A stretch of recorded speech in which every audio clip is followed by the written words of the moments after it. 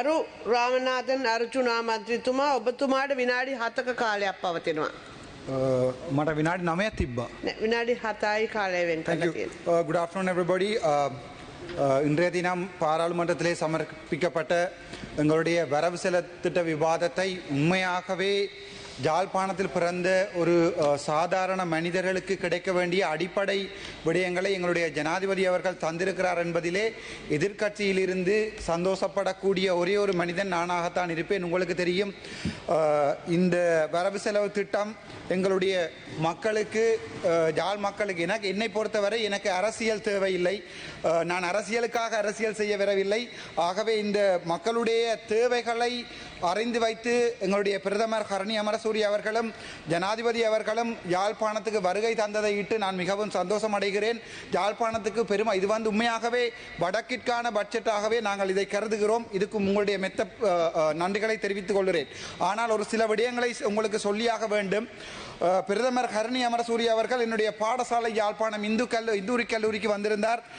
அம்மணியை நாங்கள் அன்புடன் வரவேற்பதில் மிகவும் சந்தோஷம் அடைகிறோம். ஆனால் அம்மணி ஒரு தடவை செப்டம்பர் மாதம் சொல்லியிருந்தார், எந்த பாடசாலை விழாக்களுக்கும் அல்லது விடயங்களுக்கும் ஒரு அரசியல்வாதியை அழைத்து அந்த பாடசாலையை அரசியல் சாயம் ஏற்படுத்தக்கூடாது என்று. ஆனால் தான் சொன்னதை மறந்து விட்டாரோ என்னமோ தெரியவில்லை. என்னுடைய நண்பன் இளங்குமரன் உட்பட எங்களுடைய அமைச்சர் சந்திரசேகர் உட்பட அனைவரும் வந்திருந்தார்கள். ஆனால் உங்களை வருக என வரவேற்பதில் எங்களுக்கு மிகவும் சந்தோஷம். இரண்டாவது விடயம், யாழ்ப்பாணத்தினுடைய சுகாதாரத்துறை எடுத்து பார்த்தால், நான் இப்போதுதான் பார்த்தேன், இந்த எக்கனாமிக், இது நாங்கள் பிறகு ஆறுதலாக விவாதிப்போம். இந்த எக்கனாமிக் பட்ஜெட்டிலே வடக்கு மாகாணம் சார்ந்த இந்த சுகாதாரத்துறை ப்ரொபோசலும் இதில் இருக்கவில்லை. அதை நாங்கள் ஆறுதலாக விவாதிப்போம். ஆனால் எங்களுடைய சுகாதாரத்துறை அமைச்சருடைய பணிவான வேண்டுகோள், ஆறுகால் மடம் கோம்பியான் மன பகுதியிலே கழிவுகள், எங்களுடைய வேஸ்ட் மேனேஜ்மெண்ட் ப்ராப்பராக செய்யப்படாமல் வைத்தியசாலை கழிவுகள் முறையற்ற விதத்திலே எரிக்கப்படுகிறது. ஆகவே எங்களுடைய சுகாதார அமைச்சரை பண்புடன் கேட்டுக்கொள்கிறேன், தாங்கள் நேரடியாக தலையிட்டு அந்த வேஸ்ட் மேனேஜ்மெண்ட் ப்ராப்ளத்தை சற்று பார்க்குமாறு கேட்டுக்கொள்கிறேன். அது தவிர உங்களுக்கு தெரியும், யாழ்ப்பாணத்திலே வடக்கு வைத்தியசாலையிலே கண் வாட்டிருக்கிறது. 17,000 2024 ஆண்டில் 17,000 கட்ராக்ட் சர்ஜரி செய்யப்பட்ட கொழும்பு வைத்தியசாலை நேஷனல் ஹாஸ்பிட்டலுக்கு ஒப்பிடக்கூடிய ஒரு ஓட்டை டாக்டர் மலரவன் அவர்கள் நடத்தியிருக்கிறார். ஆனால் நான் நேற்று தான் அறிந்தேன், வைத்தியர் சத்தியமூர்த்தி அந்த வாட்டினிலே வேறு 2 வாட்டுகளை கொண்டு வந்து அவர்களுடைய சேவையை குழப்புவதற்காக இந்த நிமிடத்திலே அந்த விடயத்தை தங்களுக்கு நான் சொல்வதற்குரிய முக்கியமான காரணம், வடக்குக்குரிய முழு வைத்தியசாலைகளிலுமே சிறந்த சேவையை வழங்குகின்ற யாழ்ப்பாணம் வைத்தியசாலையிலே ஒரு சில நடவடிக்கைகள் மிகவும் கேவலமாக இருக்கிறது. வைத்தியர்களையும் அங்கு வேலை செய்கின்ற ஊழியர்களையும் இது பாதிப்பதாக அமைகின்றது. அது தவிர உங்களுக்கு தெரியும், நேற்றைய தினம் எங்களுடைய தம்பி இளங்குமரன் அவர்கள் வாகன விபத்திலே, உங்களுக்கு தெரியும், அந்த வாகனம் ஃபிளிப் பண்ணப்பட்டு வயலுக்குள் விழுந்திருந்தது. நாங்கள் இந்த பாராளுமன்றத்திலே எல்லாத்தையும் குறைக்கிறோம் என்று அடிப்படையாக கொடுக்க வேண்டிய விடயங்களை சற்று சிந்தித்து பாருங்கள். எனக்கு என்னுடைய வாகனத்துக்கு 14 ஏர்பேக் இருக்கிறது. ஆனால் தம்பி இளங்குமரன் போன வாகனத்துக்கு ஒரு ஏர்பேக் கூட இல்லை. இப்போது உங்களை பொறுத்த வரைக்கும் இளங்குமரன் செத்திருந்தால் இன்னொரு எம்பியை நீங்கள் கொண்டு வரலாம். ஆனால் அவனுக்கு ஒரு அம்மா, ஒரு அப்பா, ஒரு பிள்ளை இருக்கிறது. ஆகவே எங்களுக்கு தராவிட்டாலும் பரவாயில்லை, உங்களுடைய எம்பிக்களுக்காவது தரமான வாகனங்களை அன்புடன் கொடுக்கும் வரை அன்புடன் கேட்டுக்கொள்கிறேன். அதை விட யாழ்ப்பாணத்திலே உங்களுக்கு தெரியும், இதுவரைக்கும் எத்தனையோ வைத்தியசாலை வைத்தியர்கள் இப்போதெல்லாம் இன்டர்ன் செய்து முடித்த பிறகு அவர்கள் எதிர்பார்ப்பது ஆஸ்திரேலியா அல்லது யூகேக்கு போவதற்காக ஏஎம்சி எக்ஸாமோ பிளப் எக்ஸாமோ எழுதுகிறார்கள். ஆகவே இந்த முறை பட்ஜெட்டிலே வைத்தியர்களையும் சற்று தாங்கள் நிதானமாக இந்த பட்ஜெட்டை வரையறை செய்திருந்தால் நன்றாக இருக்கும் என்பது என்னுடைய ஆழமான கருத்து. அது தவிர உங்களுக்கு தெரியும், தையிட்டி விகாரை முக்கியமான பிரச்சனை. இந்த சபையில் இதை சொல்லித்தான் ஆக வேண்டும். எங்களுடைய ஜனாதிபதி வந்திருக்கின்ற நேரத்திலே பக்கத்தில் அமர்ந்திருந்தவர் உட்பட அனைவருமே சொன்னார்கள், ஒரு விகாரையை இடிக்க சொல்லி.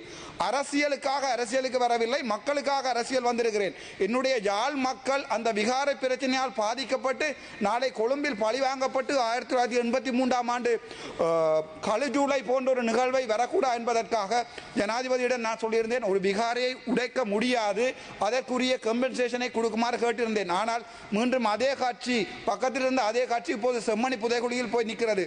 அரசியலை அரசியலாக செய்ய வேண்டும். இந்த செய்யப்படுகின்ற அரசியல் மக்களுக்கானதாக இருக்கணும். ஆகவே அந்த விகாரை சம்பந்தமான விடயங்களை கம்பன்சேஷன் சம்பந்தமான விடயங்களை තම විනාඩි 2ක කාලයක් நன்றி உடனடியாக செய்யுமாறு கேட்டுக்கொள்கிறேன். அதைவிட முக்கியமான விடயம் இன்னொரு பட்ஜெட்டிலே மீனவர்கள் சம்பந்தமாக எதுவுமே கதைக்கப்படவில்லை.